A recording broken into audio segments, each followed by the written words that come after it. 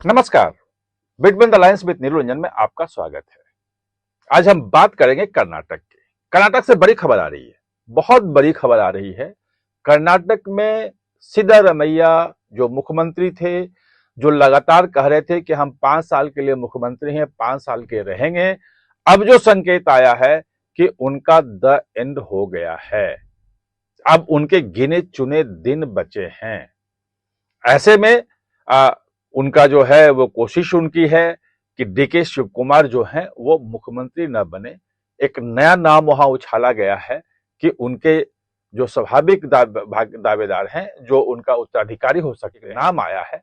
और ये सारी चीजें खुद सिद्धारमैया के बेटे ने बोली है। यतीन्द्र सिद्धारमैया नाम है। एक सभा में उन्होंने खुल के बोला, सब कुछ बोला। और जो आरएसएस के साथ जो उन्होंने एक फ्रंट खोला था प्रियंक खड़गे के साथ मिलके कि आरएसएस को की शाखाओं को रेगुलेट करेंगे, प्रतिबंधित करेंगे, जो उसको रैली निकालने के लिए, पथ संचलन के लिए जो अनुमति नहीं दी जा रही थी, उसके बाद भी कुलबुर्गी और कई एक दो जगहों पे आरएसएस ने पथ संचलन करके सीधे चुनौती दी कि आप हमें रोक नहीं सकते हैं, हम करेंगे और आप कुछ बिगाड़ भी नहीं पाएंगे। एक दो लोगों की नौकरियां गई, सरकारी नौकरियां, जो पथ संचलन में या आरएसएस गतिविधियों में गए थे। तो वो लोगों को डराने की कोशिश कर रहे हैं, सरकारी कर्मचारी को भी, कि वहां मत जाओ, और बाकी लोगों को भी कर रहे हैं। इसके अलावा जो पूरा का पूरा जाति जनगणना वाला था, वो मामला मिस हो गया है, वो फंस गया है। मतलब 18 तक पहले वो खत्म करना था, जाति जनगणना उनको पूरा करना था कि समय दिया था, फिर बढ़ाते बढ़ाते अब 31 जो है वो अक्टूबर तक कर दिया गया है। पूरा मामला वहां है कि लोग अपना नाम आगे खुद दे नहीं रहे हैं। जो इन्फोसिस के फाउंडर हैं नारायण मूर्ति, सुधा मूर्ति, उनकी पत्नी, उन दोनों ने मना कर दिया कि हम नहीं देंगे, बवाल हो गया है। और बेंगलुरु खासतौर पे जो राजधानी है, वहां तो अभी तक केवल 41% लोगों ने दिया है अपना डिटेल। ऐसे में पूरी जो जाति जनगणना है या जाति सर्वे जो कह लें, वो पूरा का पूरा एक मतलब फॉल्स साबित हो रहा है। एक लग रहा है कि उसका कोई, जब डाटा ही नहीं होगा, अगर सब नहीं दे रहे हैं, तो उस डाटा का आप कैसे करेंगे। जो डीके शिव कुमार की चुप्पी है, वो स्ट्रेटेजिकली बिल्कुल चुप हैं, क्योंकि उनको पता है कि आईएसआई के खिलाफ जो हमला है वो राहुल गांधी का समर्थन है, राहुल गांधी भी हमला करते रहे हैं, और ये गेम खेल रहे हैं कि आईएसआई पे चूंकि हम हमला कर रहे हैं, इसलिए हमको हटाया ना जा सके। जो जाति जनगणना है, वो भी पिछला जो जाति जनगणना जो थी 2015 में जो हुई थी, 2017 में कंप्लीट होकर रिपोर्ट आई थी, पिछला जो सिद्धारमैया सरकार थी उस समय में, और जो इस साल अप्रैल में उसको कैबिनेट में रखा, और बाद में डीके शिव कुमार का ही विरोध था कि उस रिपोर्ट को वापस लेना। और 10-11 जून को जो मीटिंग थी, जिसमें डीके शिव कुमार भी थे, जिसमें सिद्धारमैया भी थे, मल्लिकार्जुन खड़गे भी थे, केसी वेणुगोपाल भी थे, राहुल गांधी भी थे, और उसमें सीधे सीधे कहा गया था सिद्धारमैया को कि वो जो कास्ट सर्वे की रिपोर्ट है, वो उस रिपोर्ट को आप वापस लें, नए सिरे से करवा। अब नया जो हो रहा है वो तो 160 करोड़ गया, नया जो 450 करोड़ खर्च हो रहा है, इसका भी डाटा वैसे ही होगा जिसको चैलेंज किया जाएगा, और उसी का इंतजार डीके शिव कुमार कर रहे हैं। और उनको यह कहा गया है, जो बताया जा रहा है, कि बिहार इलेक्शन के बाद वहां पे सत्ता परिवर्तन होगा, जैसा मैंने पहले भी वीडियो में आपको बताया था। अब यतीन्द्र सिद्धारमैया ने जो कहा है कि बहुत कम दिनों के लिए मेरे पिताजी जो है वो मुख्यमंत्री हैं, उनकी सरकार है, ये उसी की पुष्टि कर रहा है कि अब वहां सत्ता परिवर्तन का समय आ गया है। वो जो डीके शिव कुमार को रोकने की बात इसलिए हो रही है कि डीके शिव कुमार कर्नाटक में कांग्रेस के हिंदुत्व वाला चेहरा है। वो राहुल गांधी नहीं गए, कांग्रेस के बड़े नेता नहीं गए, लेकिन वो महाकुंभ में जाकर परिवार के साथ स्नान भी किया और फोटो भी खिंचवा के दिया। जो महाशिवरात्रि पे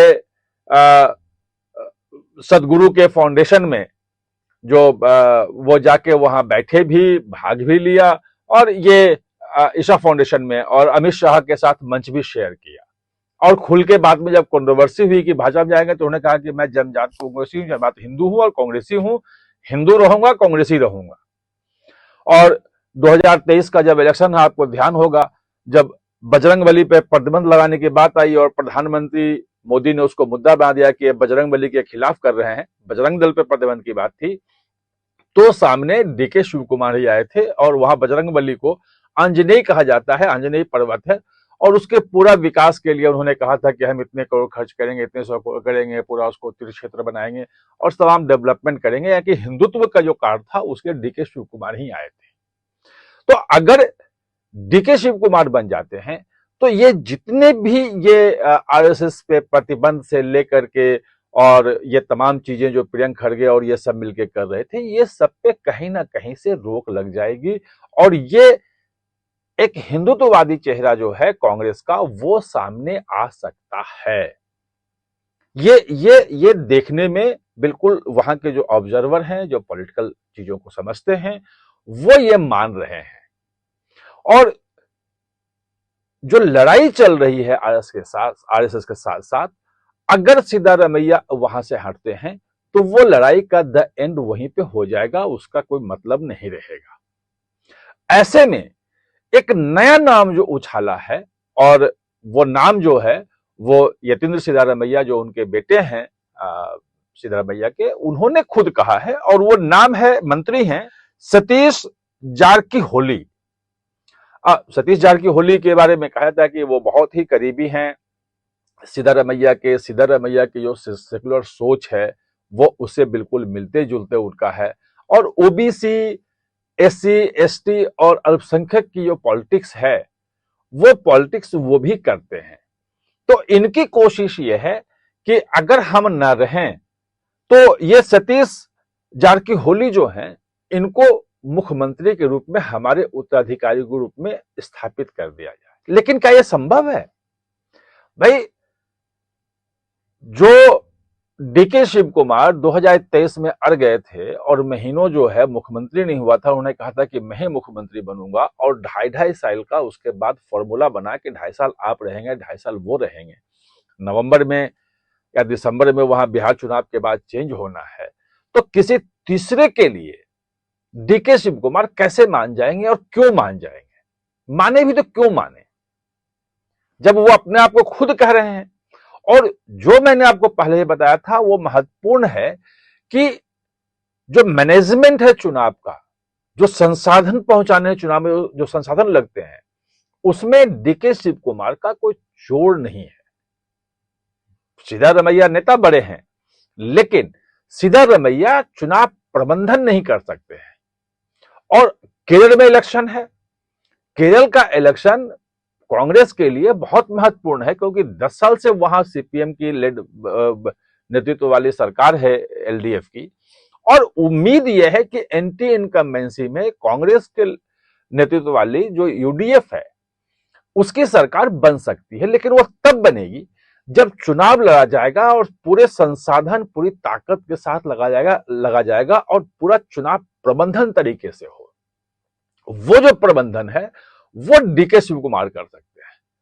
जो 20 में से 19 सीटें आ गई थी लोकसभा में, मैं केरल में था, 7-8 दिन वहां रहा था, पूरा चुनाव कवर किया था, वायनाड तक गया था मैं सब, तो मैंने खुद देखा था कि पूरा जो प्रबंधन था चुनाव का वहां भी, लोकसभा में भी, वो डीके शिव कुमार के लोग ही वहां देख रहे थे। हर जगह उनकी छाप दिख रही थी, कर्नाटक में था ही, पूरे दक्षिण भारत में लगभग डीके शिव कुमार ही देख रहे थे। तो अगर डीके शिव कुमार को थोड़ा सा भी डिच करने की कोशिश हुई तो उन्होंने हाथ खींच लिया तो आपके लिए मुश्किल हो जाएगा। केरल की सरकार अभी उतना नहीं है वो प्रबंधन में कि आपको तमिलनाडु में भी और केरल में भी वो मदद कर पाए, तेलंगाना की सरकार। तो केरल में अगर जीतना है तो आपको डीके शिव कुमार का साथ चाहिए फाइट के लिए। जीतने के लिए तो बहुत जरूरी है, फाइट के लिए भी साथ चाहिए। तो ऐसे में भले सिद्धारमैया कैंप की कोशिश हो कि अगर मुख्यमंत्री नहीं रहते हैं तो डीके शिव कुमार भी ना रहें, लेकिन शायद वो स्थिति ना आए। अगर सिद्धारमैया रहेंगे तो सिद्धारमैया रहेंगे, फिर जो होगा वो देखा जाएगा। और अगर सिद्धारमैया नहीं रहेंगे तो डीके शिव कुमार को हटा करके किसी और को देना वो संभव नहीं लग रहा है। आप हमारे साथ जुड़े इसके लिए बहुत बहुत धन्यवाद। और हाँ, चैनल को सब्सक्राइब करना ना भूलें, इसका बेल आइकन दबाएं ताकि नया वीडियो कोई भी आए तो उसका नोटिफिकेशन समय पे आपको मिल जाए। और हाँ, चैनल को सब्सक्राइब करना ना भूलें, इसका बेल